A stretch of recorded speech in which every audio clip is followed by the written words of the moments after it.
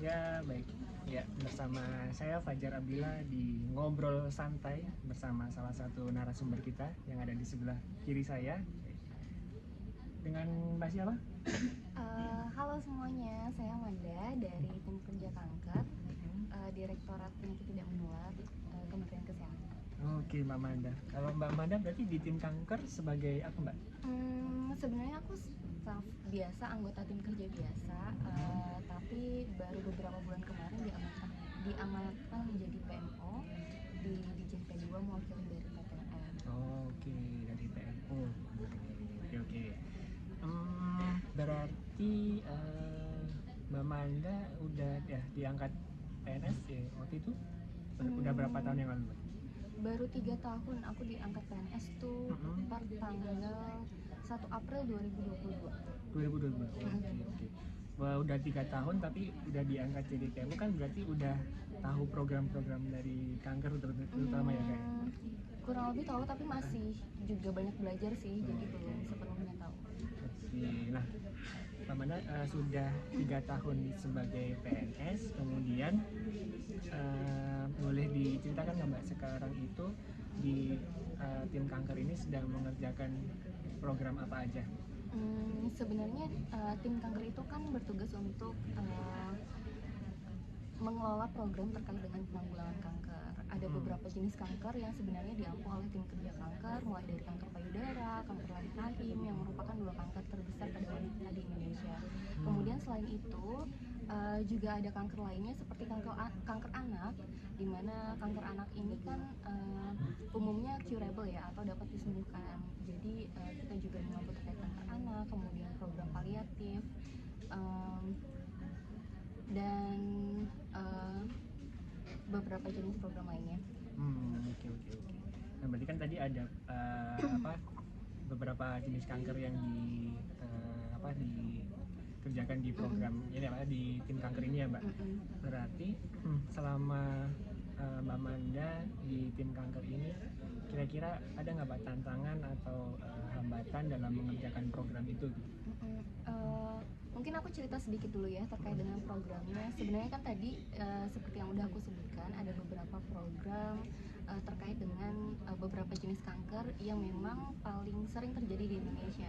Nah, tapi sekarang kita lebih banyak berfokus pada kanker leher rahim, dimana kita tahu bahwa kanker leher rahim itu kan merupakan kanker nomor 2 penyebab kematian akibat kanker terbanyak pada wanita di Indonesia. Nah, kenapa kanker leher rahim? Karena kanker leher rahim ini bisa dicegah, jadi sehingga penanggulangannya itu bisa kita lakukan melalui beberapa upaya. Salah satunya adalah dengan screening kanker leher rahim. Nah, saat ini sejalan dengan rencana aksi nasional eliminasi kanker leher rahim, kita ada 3 target utama nih yang harus dicapai di tahun 2030. Yang pertama adalah 90% anak dilakukan vaksinasi HPV. Nah, itu sebenarnya dikerjakan oleh teman-teman di Direktorat Pengelolaan Imunisasi. Kemudian target yang kedua adalah 75% wanita usia 30 sampai 69 tahun dilakukan screening dengan metode HPV DNA.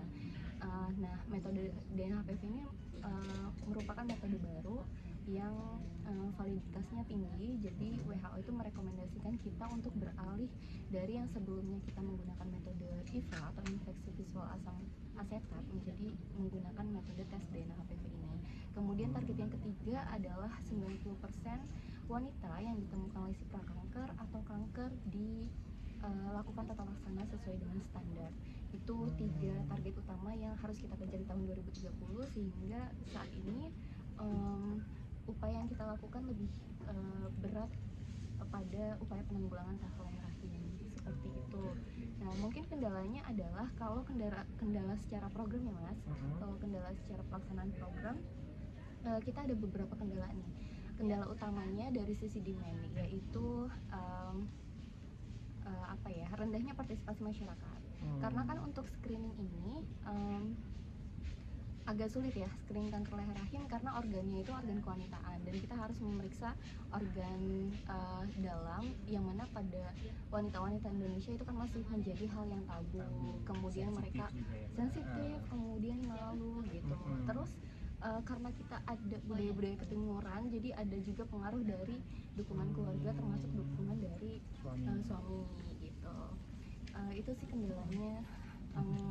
Selain itu juga karena paradigma masyarakat kita tuh masih paradigma sakit ya.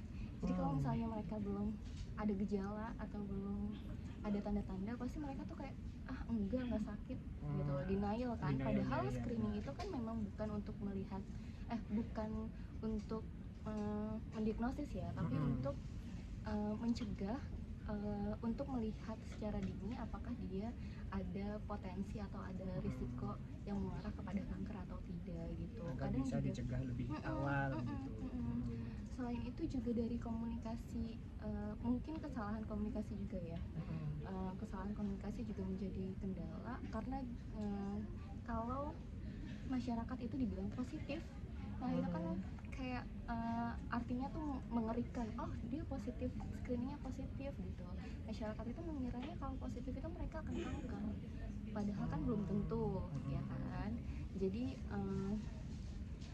kendala komunikasi juga menjadi tantangan karena khususnya untuk HPV DNA ya, kalau mereka itu dinyatakan positif HPV DNA, belum tentu dia sakit atau belum tentu dia ada gejala atau ada perubahan jaringan pada leher rahimnya. Dia dikatakan positif HPV DNA artinya adalah ada infeksi virus di leher rahimnya, tapi virus itu belum tentu berkembang jadi kanker leher rahim gitu. Itu tantangan yang kedua, masalah komunikasi. Kemudian ada beberapa masalah lagi terkait dengan sisi supply-nya atau penyediaan layanannya. Mungkin Mas Fajar tahu ya, Mas Fajar kan udah beberapa bulan di tim kerja kanker. Ada beberapa kendala juga terkait penyediaan layanannya, mulai dari kita dropping BMHP-nya, iya kan, manajemen supply chain-nya tuh agak belum terlalu baik sehingga menyebabkan keterlambatan ketersediaan BMHP. Kemudian nakes-nakes belum pada terlatih, padahal kita mau mencapai eliminasi di tahun 2030 loh gitu, dan target kita di 2025 kita harus screening sekitar 9 juta orang, tapi nakes-nakesnya belum pada dilatih gitu. Itu kendala yang kedua.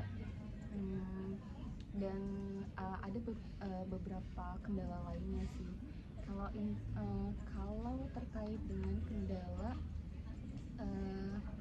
kita bekerja, maksudnya dalam menjalankan program ini, tapi dalam ruang lingkup pekerjaan kita mungkin ada beberapa kendala, diantaranya adalah kesulitan koordinasi, karena kan program ini tidak hanya berjalan sendiri oleh direktorat kita atau tim kerja kita, tetapi harus koordinasi dengan lintas tim kerja, lintas unit eselon 2, bahkan lintas unit eselon 1. Nah itu mungkin yang menjadi kendala.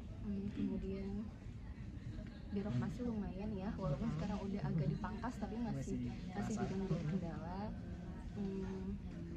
Itu sih paling. Tapi kan kalau dari dari segi kita bicara masalah core value ASN itu berakhlak gitu. Dari segi adaptif berarti kan poin yang saya tangkap tadi itu tadi kita awalnya screening HPV DNA itu menggunakan IVA dulu gitu, karena dengan berkembangnya zaman itu ada teknik yang mungkin lebih efektif efisien gitu dengan screening HPV DNA itu bisa kita adaptasi, kita ambil untuk mencapai target kita yang segitu banyaknya gitu ya Mbak ya selama ini. Benar. Luar biasa, ini mungkin tantangan ya Mbak ya untuk kita bisa mencapai target itu bersama-sama. Kemudian apa lagi Mbak? Nah berarti